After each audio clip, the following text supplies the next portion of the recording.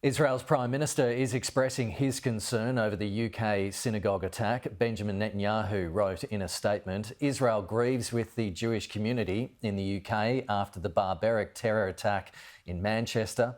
Our hearts are with the families of the murdered, and we pray for the swift recovery of the wounded.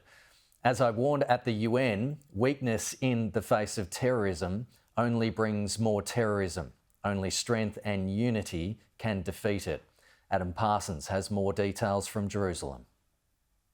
The Foreign Minister of Israel, Gideon Saar, have said the authorities in Britain have failed to take the necessary action to curb this toxic wave of anti-Semitism and have effectively allowed it to persist. But what I want to bring you here is, what I've got here is a copy of a letter I've obtained sent on Monday from the President of Israel, Isaac Herzog, to King Charles III.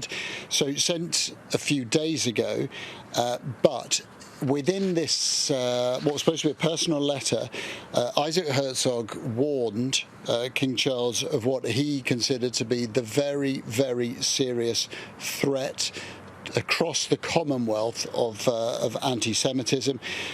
He talks about this week containing the holiest day in our calendar, Yom Kippur, which of course ended today, and says Jewish communities around the world face an unrelenting and unprecedented wave of anti-Semitism. This is a detailed letter, and he particularly focuses on the UK, Australia, and Canada, picks out statistics of the rising anti-Semitism of these three countries. And I have to tell you that this is an unrelentingly critical missive between two people who know each other and clearly have a friendly relationship. He talks about the United Kingdom having an alarmingly high level of anti-Semitism and says these figures attest to a continuing climate of insecurity that gravely undermines the sense of security and belonging of Jewish communities across the United Kingdom, and then goes on to say, and this is in relation to Commonwealth nations, the nations which just 80 years ago stood united against fascism and Nazism have now become overrun with anti-Jewish hatred.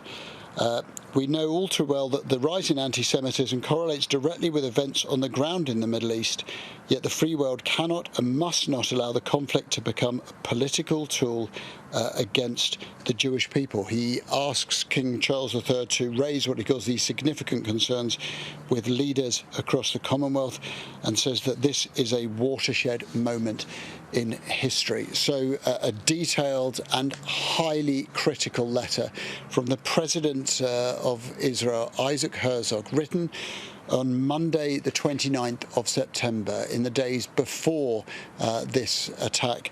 I understand that Isaac Herzog has spoken to community leaders in Manchester today to express his personal condolences, echoing those that, of course, have been expressed by his government. But I think within that letter, you have a real sense of how certain members of Israeli society feel at the moment.